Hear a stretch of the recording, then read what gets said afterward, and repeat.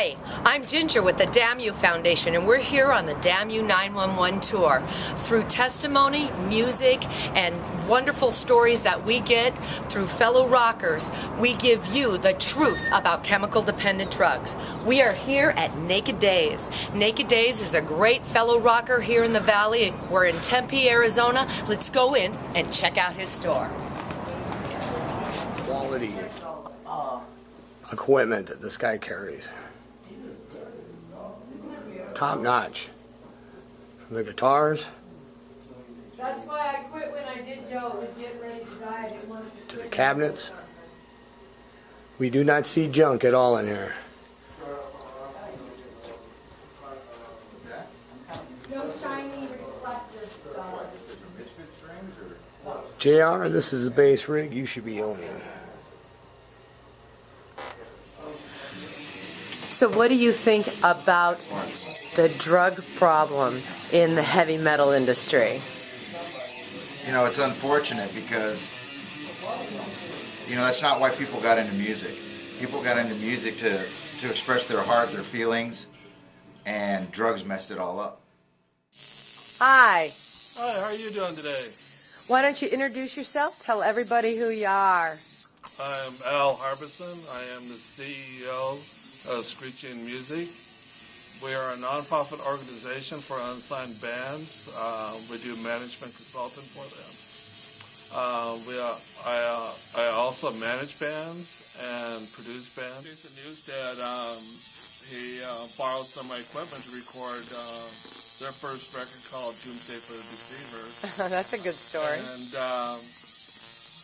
from there, you know, I kept on staying with Jason and going on tours with him and enjoying the life of Metallica and being with them at their peak and being with them when they first got their first platinum record, which they gave it to them in Seattle, Washington, if I remember right, during the Van Halen's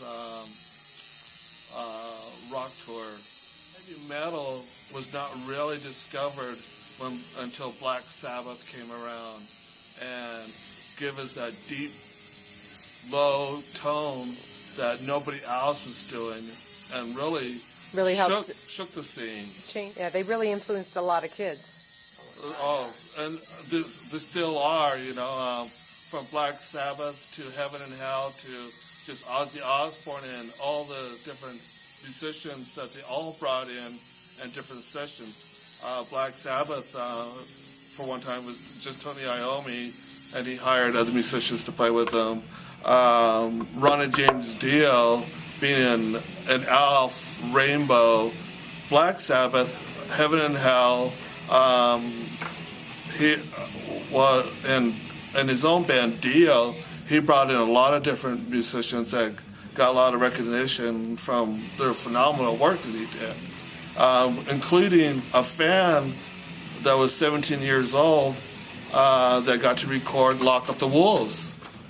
And that was very inspiring to me, where, you know, Dio catered to the younger people to do this. And actually told them, come on in, let's record. And they put out that great CD. Then, of course, we have Ozzy Osbourne that started his solo project. Sorry to hear that, you know, to, I think, a lot of guitar players, well, not just guitar players, musicians in general that still look up to Randy Rhoads and are still grieving over his death. And we all wondered, what can a man do now from what he did back in the 80s? Right. And back in the 80s, he was going to everybody that taught guitar, and he was trying to learn something from them, and they told him, there's nothing we could teach you. So, you know, Randy could have taught us a lot of different things if he was still around. That's a great segue to my next question. How do you think drugs have changed over the industry, over the years? When drugs came in, I believe a lot of musicians were really naive on what was the long term is going to be on that. Heroin was one of the big things that first started out, which people love the feeling of it. It was a form of being relaxed. If you're a musician, you know you can get really tense, and them sticking a needle in the arm and putting some heroin in them relaxed them a bit. But because of that, they started doing more and more because you got immune to it, and need this horrifying drug to make music. Yeah. You can learn to relax and get on stage and play music. You could do it clear. Slayer's one of my favorite bands.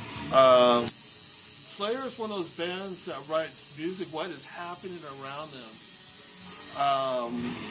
You know, they've been called everything that you could possibly call them, but they are one of the most educational bands you can listen to. Do you think it's just recently the education of drugs is coming out to where it was just experimental and we didn't know the difference before? People go to the doctors and they're giving them Percocets, Percodans, or you want to call them oxycodone, Oxycontin, morphine. Well, that's an opiate. That's heroin. That will do the same to you as heroin will. So, you know, if you don't want to do heroin, but you're doing those pills, you're doing the same thing. You know, good morning, wake up. We have technology called the internet. You can research on what these pills have in them. You need to know what kind of poison the doctors are putting into you so you know. Yes, you can die off of all those pills I just mentioned. Some of them gets spoken to by some parents. I will not say all, because I feel there's a lot of parents out there that are still doing these drugs. But the ones that are guiding their children about these awful drugs, crystal meth, oh my gosh, let's pull out the battery from the car and just snort the liquid out of it. You know, it's gorgeous. Oh, sweetheart, I love your teeth. Oh, I'm sorry, where are they? Right. You know, there's no teeth. You're going to go out and meet the wrong people, I should say. Get their education from the wrong person. Exactly, which is people their age, and they're going to do what they're doing to fit in. If you want to fit in, there's no need for you to be taking these terrible drugs. Drugs have no place in the metal industry. Metal masters that many children look up to are teens, I'm sorry. Even adults yeah. that love their music, to get them in rehab and get cleaned up so they could get back to writing the music that they do, so we get another phenomenal CD, get to watch another phenomenal show. But it has to be the choice of that musician or going to rehab and want to get clean. They say, okay, do you want to do it? And they're just in it because they want to make us happy. They go to rehab, they come out and do it again. Yeah. You know, it's up to that person. Yeah, they're just hurting themselves. They're just ruining their own lives. You know, I disagree on your comment on that. They're not just hurting themselves. They're hurting all the people that love them around them. And all the people that work with them. All the people that are the fans, you know. So you think that people they were just not accountable for their own actions, and now they're learning, and now we need to pass that education on. Well, there's times that the learning didn't work. They're now 6 feet under. Sad to say. So we need to learn from their mistakes. And we definitely need to learn from their mistakes. You know, there's so many ways to be cool without drugs. You know, drugs is making you an artificial person. It's making you a droid. You're a robot. You're controlled under chemicals, which machinery is run by chemicals. Right. So.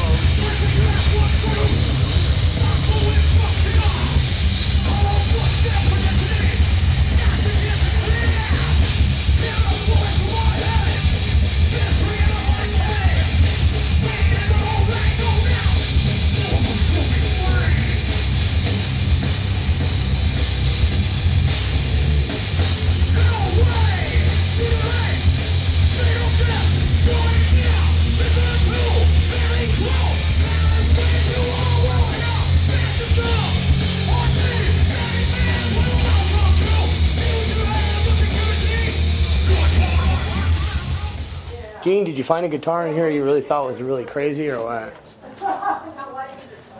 Other than the BC wrenches you're looking at right now. Yeah, they're pretty tight, huh?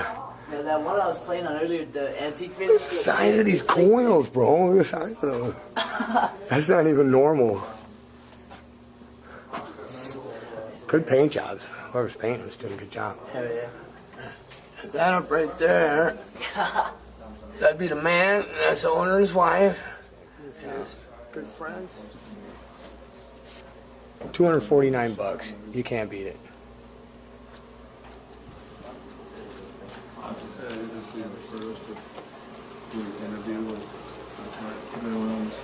Hello, good Glad buddy. you had a good time. Thank you very much. Joe, He's a good guy. thank you very much. Bye-bye. Let me have the opportunity of helping you guys out. Thank you, sir. Ginger. How about bro Let me pics? get him hot. Do bro pics? Yep. Come on, Gene. Pop in, bud. Oh, no, wait, he's not bro. All right. Sunbag. There we go. Yeah. Keeping it metal. Keeping it metal.